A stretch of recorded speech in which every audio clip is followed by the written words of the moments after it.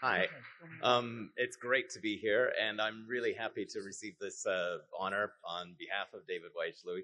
He was a good friend of mine, and he really brought me into the dance world. I had no idea that this was going to become like such a big part of my life, and that was one of the things that David was really known for. He would kind of adopt people and just kind of bring them in.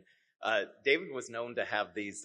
He'd have these dinners at his apartment, and there'd be usually about 10 people around the table, and of course the invited guests or whatever. And I somehow ended up there. That's another story. And the thing is, you'd get to David's, and if he'd say, "Oh, dinner's at 7," but of course dinner was at 11. You know, like it's 7.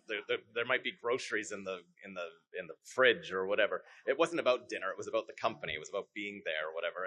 And at the end of the day, we all got fed, a rather burnt roast beef or something. But it was always these great evenings of conversation and that. And it was through that in one of the last big shows that he brought to Vancouver was American Ballet Theatre, and they were doing Swan Lake.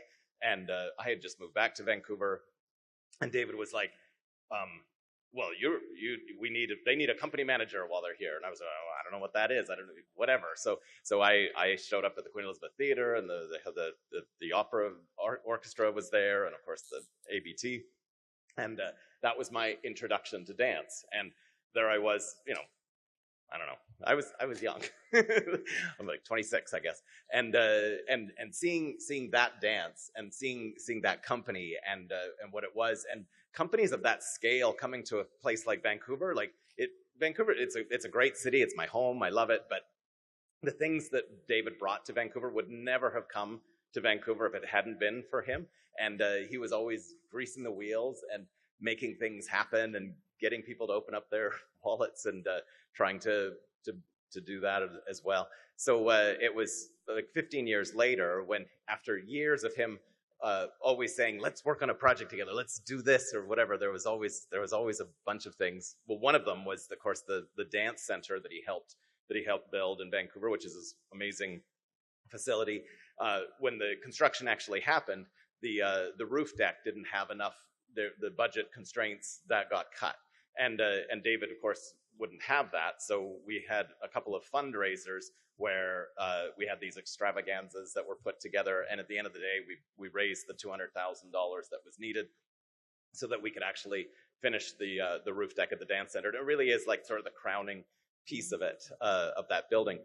But years later, he was saying how he wanted to bring big dance to Vancouver, and the last project that we worked on was the National Ballet of Cuba, and he was going, "Yes, this is going to be it."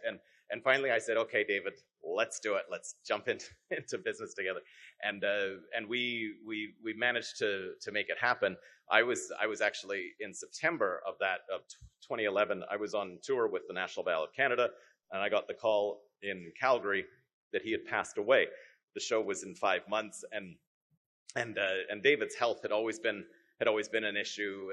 He was one of the youngest recipients of a pacemaker in Canada, and that was another funny one, because he'd be sitting in the theater and you'd hear the ticking of the pacemaker because it was an old one, and some people would say, "Can you turn that down?" He goes, "Would you like me to die?" That would be sort of David's thing. But anyway, we were working on the National Ballet of Cuba, and it was happening. I was the credit cards were out, and I was making it happen. But the thing was, it wasn't quite there yet. And then, of course, when he passed, it was like, "Oh my gosh, are we going to be able to do this or not?" And luckily, we had started conversations, and a group of philanthropists in Vancouver got behind the project. And in February of that year, we had Don Quixote in Vancouver. It was a big success, and David, of course, was always known to have this cape that he would wear when he'd be there. So we had a cutout of David in the theater each night. We dedicated each show to David, and I think that was just a few months after. But I like to believe that here we are 11 years later, and I think he is still looking down and smiling at us all. So go dance. There's David. Thanks.